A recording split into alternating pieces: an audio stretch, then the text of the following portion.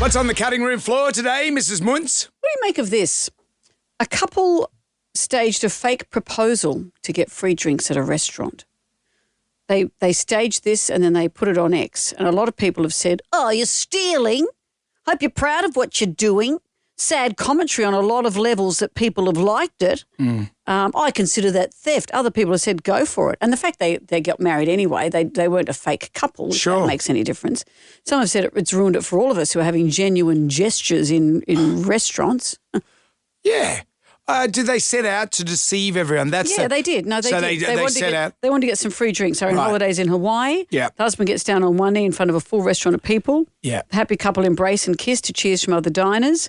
And free drinks ensue for them, et cetera, et cetera. Yeah. When I was travelling with Beyond 2000, we'd be away for 8 weeks and we'd have what was called a per diem, which, a certain amount of money to spend per day. That's what it stands for, Latin. It stands for Latin. No, it's Latin. It's for a certain amount of money to spend each day. Well, not everyone speaks Latin as fluently as I do, quo vadis and status quo, et cetera. And so, and sometimes it'd go in your favour. If you were staying in a little African town, you'd save some money. If you're in an expensive city like Gothenburg, then it was expensive. So you scammed where you could. Yep. And occasionally what we'd do at the end of a trip, if we had some money left over, we'd go to a nice restaurant. And there have been times, I have to say, where we didn't do it to scam free cake or anything, but you often got free cake. We did it to embarrass usually the sound recorders by telling the maitre d' that it was their birthday. Yeah. And a mariachi band would come out or a person with a guitar or a cake with a candle in it and the restaurant would all sing happy birthday and it would embarrass the hell out of the sound recorders. And they'd have to go along with it. Yeah, that's right. But they'd have to go along with it. But what it meant was that the rest of us got free cake and we got to see someone being embarrassed. So it's a double win. So I think that's okay. That's for joke purposes. And this couple as well, I think in a way they're going for joke purposes. I don't think it's too bad. It's not too deceptive. How did they get found out that they weren't getting married? Because they said, hey, look what we did to get free drinks. Right, okay, so that's how they found out. People are like great spies. Hey, look what I did. The thing, if I've learned anything from the internet, if you do something, whether it be picking up a small marsupial or doing that, best keep it to yourself. Isn't it funny that the picking up of the small marsupial united our country in a way that we haven't had for years and years and years. Yeah, exactly. Even tariffs against, even though the tariffs that Donald Trump has imposed, Canada united, Greenland united, Mexico united, Peter Dutton went Anthony Albanese. So that still has divided us. Yeah. Like you pick up a wombat, you pick up a baby wombat and take it away from its mother, we're all on the same side. It's a good thing. I remember a few years ago I was at a surprise birthday party for someone that we used to work with, Des, and I showed up at this party. I was like one of the first people there, and it was at this collegiate club in the city. And it was just me and Des, and that was it. You said it was a surprise party? It was a surprise party. He got there early. That's right. It was a surprise party. So he didn't know it was going to be a surprise He got there early. And then wrecked it. But everyone was going to show up. Right. And he goes, what are you doing here? And I said, what are you doing here? Anyway, there was this guy. Clever. What are you doing here? Clever, Brendan. There was this guy called Sven there as well, but he had nothing to do. He was just in the bar. But did he know him? No, he didn't. And I said, and then the ruse was up that the surprise party, the 40th birthday, this was actually all these people were coming because this is after about 45 minutes, no one else had showed. Oh, no. So it's me, Des, and Sven watching The Wizard of Oz on TV in the collegiate club. So you didn't say, hey, other people were supposed to come but don't like you? His sister showed up and said there were more people. And did more people arrive? Well, here's the thing. Oh, no. So it took more hours for people to come along to this thing. And then I said, well, at least you got me and Sven and your sister.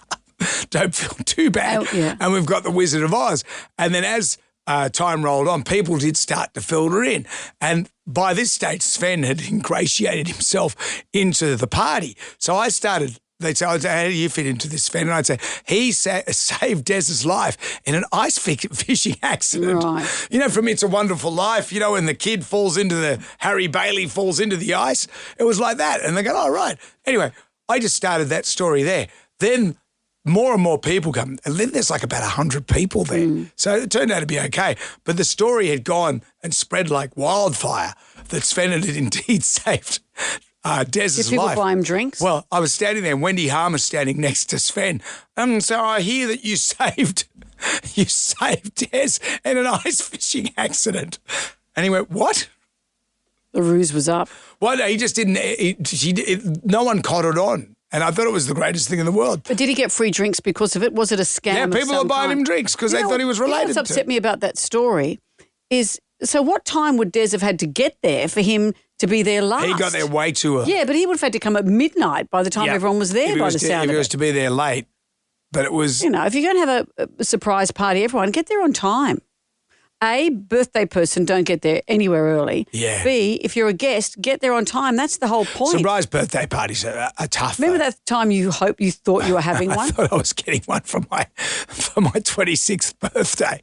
So the year before, I don't know, we were talking about a surprise birthday party. And You're the only person who'd ever want one. I made mention to my wife. I said, I'd like a surprise birthday party. She goes, well, I'll have to organise one for you.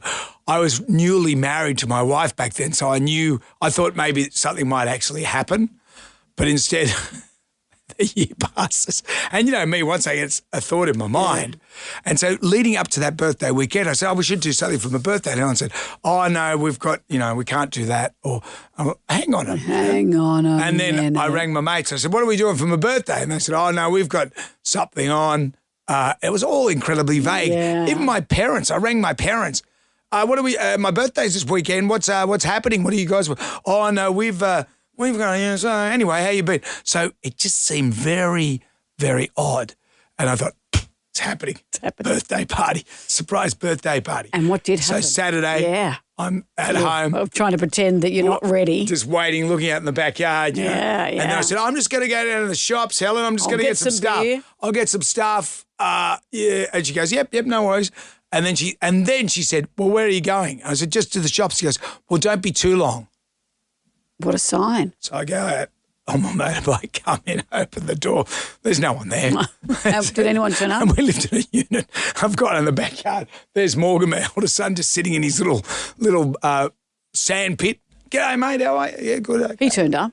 Yeah, my son showed up. Then, so about 6, 7:30, 8 o'clock, no one. And I said, well, this is a pretty quiet birthday, isn't it? And Helen goes, well, what did you want? And I said, I thought there would be like and this stage she's standing in her pajamas and saying, I'm off to bed. Yeah. I'm like, well, Remember last year or the year before, she was arranging your birthday party and then she just said to you out of the blue, oh, God, I can't do this. and I thought, Can you arrange it yourself? First you'd heard that she was trying to arrange a surprise party for you. I can't do this. I just can't do this. And I thought, is she talking about the marriage? She says, I can't. And then she was mad at me. I just can't organise this. I can't Organise it yourself. Do it yourself. And I did, and it was a great night. It was. Hey, okay, kids.